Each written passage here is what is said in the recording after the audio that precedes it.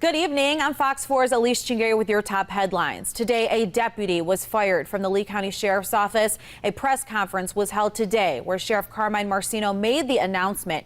Sheriff Marcino said he was disappointed to say they arrested Deputy Christopher Doughty after deputies were called to Doughty's home this morning for a domestic disturbance.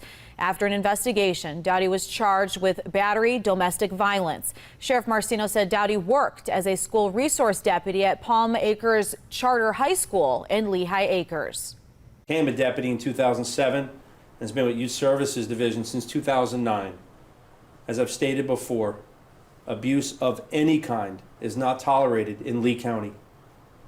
Nobody is above the law.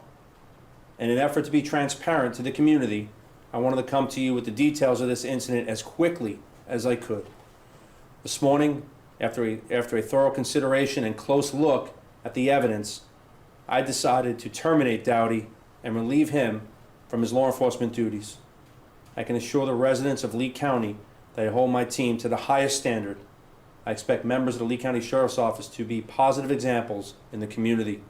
Doughty worked with LCSO for 14 years. Sheriff Marcino said Doughty had minor disciplinary issues previously, but nothing that had majorly concerned the sheriff's office before this incident. Again, the sheriff announced he made the decision to fire Doughty today and that the investigation is still open. Today, family, friends, colleagues, and the public gathered to pay their respects to Frank Mann. Mann passed away at the age of 80 this past week. He was a larger-than-life figure here in the Southwest Florida community, serving as a Lee County Commissioner for nearly 20 years. Commissioner Mann was a lifelong resident of Lee County, starting his career in public service in 1974. From there, he spent a total of 12 years in the Florida legislature representing Lee, Charlotte, and Collier counties in Tallahassee. And in 1986, he was the Democratic nominee for Lieutenant Governor of Florida.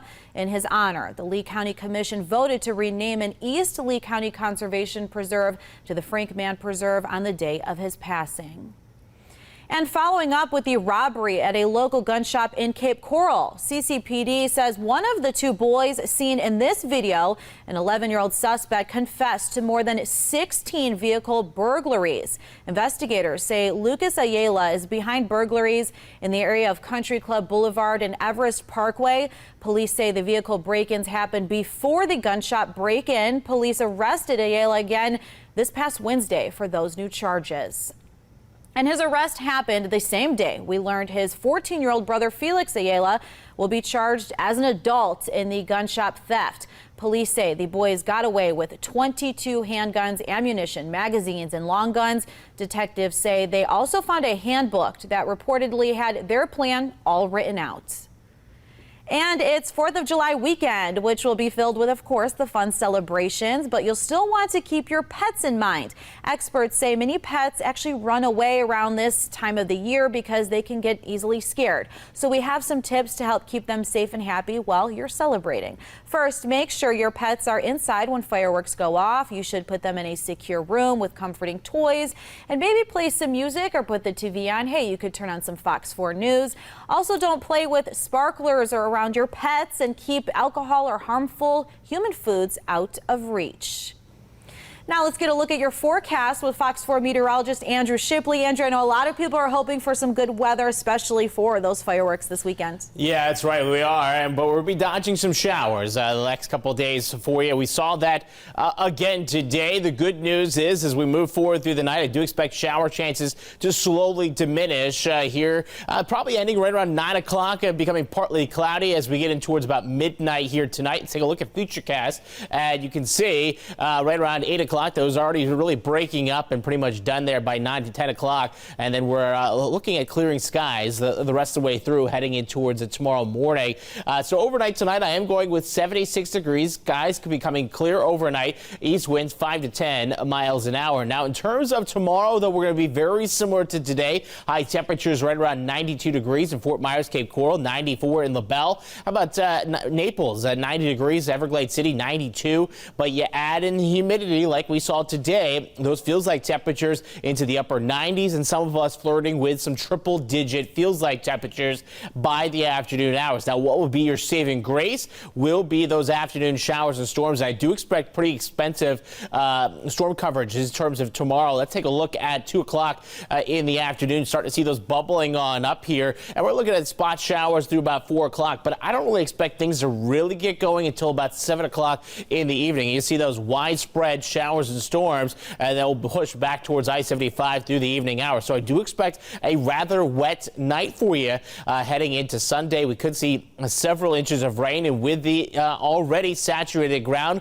we are going to watch that potential again for areas of flooding. We saw some of that earlier today. Now, 4th of July itself, we are looking at very similar as well. Scattered showers and storms in the afternoon hours. You should be okay in the morning, but I am watching still in the afternoon, those showers and storms bubbling up.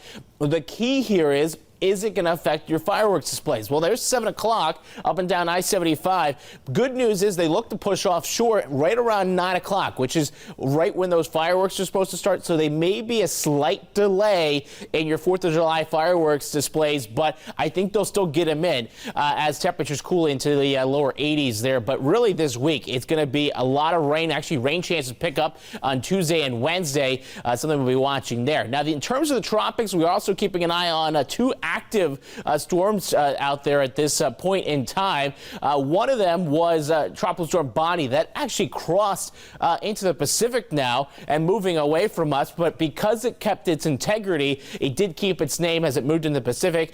It is expected, though, to move up to a Category 1. But again, once it gets to the Pacific, we really don't pay too much attention. Now, overnight tonight, Colin formed. This very rapidly formed off the Carolina coast, though starting to lose some steam here as it's kind of running up along the coastline of the Carolinas, and then expected to kind of fall apart as it moves out to sea over the next 24 hours here, but minimal tropical storm. And then the other area I'm watching is just south of Puerto Rico, Hispaniola, 10% chance of this guy.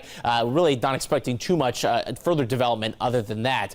In terms of that 7-day forecast, there it is, though. Every day over the next 7 days, we will be tracking showers and storms at several temperatures in the lower 90s.